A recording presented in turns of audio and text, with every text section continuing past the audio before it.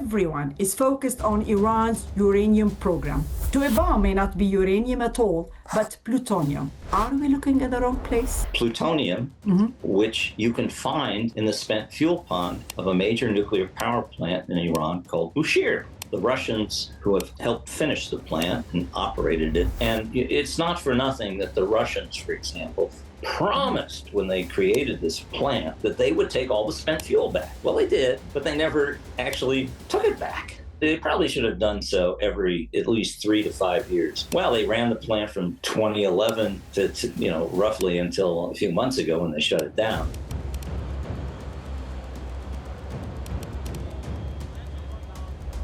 Now, you can peel motives there and say, well, maybe they wanted to give Iran an option to do something nefarious. There are many steps you have to take the material out of the building. The distance and technical difficulty and time between where that plutonium is in the spent fuel pond and where the uranium hexafluoride gas is buried underneath the rubble of places like Fordo and Natanz is about the same. It's not that different to the plutonium option, which potentially is much larger a mine for bombs than the uranium is. Well, there's 210 tons of spent fuel there. It's sitting there. International inspectors are not coming anymore. The plant's turned off. It would be pretty easy to walk into that building and walk out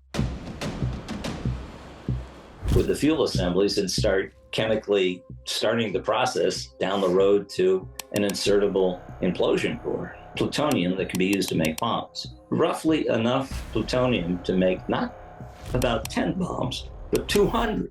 Wow. It seems to me that the United States or Israel or someone should be looking at that plant from space or drones or whatever. Iran refused to do this with regard to the spent fuel pond at Bushehr.